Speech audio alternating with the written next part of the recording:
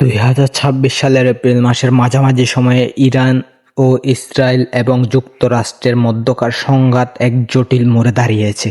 সাম্প্রতিক দিনগুলোতে বড় ধরনের কোনো সম্মুখ যুদ্ধ না হলেও পরিস্থিতির চরম অবনতি ঘটেছে।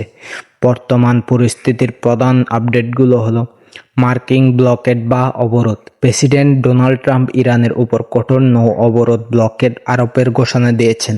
মার্কিন রণতরীগুলো ইরানের বন্দরগুলোর দিকে যাওয়া পণ্যবাহী ও তেলবাহী জাহাজগুলোকে বাধা প্রদান শুরু করেছে। পেন্টাগনের পরিকল্পনা অনুযায়ী জাহাজগুলো পথ পরিবর্তন না করলে কমান্ডো অভিযানের মাধ্যমে সেগুলো নিয়ন্ত্রণে নেওয়া হতে পারে।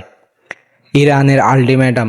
ইরান এই অবরোধকে জলদস্যুতা হিসেবে অভিহিত করেছে এবং হরমুজ প্রণালীতে প্রতিরোধের ঘোষণা দিয়েছে।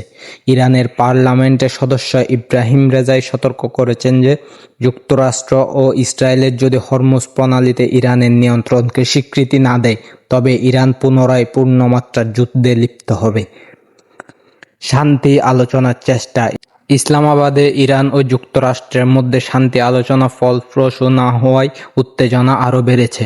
তবে এখনও আলোচনার একটি সুযোগ আছে বলে মার্কিন প্রশাসন ইঙ্গিত দিয়েছে। এদিকে চীনের প্রেসিডেন্ট শি জিনপিং এই যুদ্ধের নিরসনের 4 দফা শান্তি প্রস্তাব দিয়েছেন।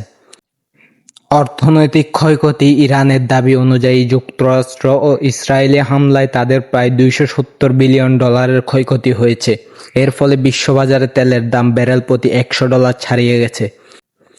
ইসরায়েল ও লেবানন ফ্রন্ট। ইসরায়েল জানিয়েছে যে হিজবুল্লাহর সাথে যুদ্ধবিরতি করার কোনো পরিকল্পনা তাদের নেই এবং লেবাননে তাদের অভিযান অব্যাহত থাকবে। ইরান, ইসরায়েল ও যুক্তরাষ্ট্র নিয়ে আরও খবর জানতে জিসমিস্টের সাথে থাকুন। সাবস্ক্রাইব করতে ভুলবেন না, লাইক, কমেন্ট, শেয়ার করতে ভুলবেন না। আল্লাহ হাফেজ।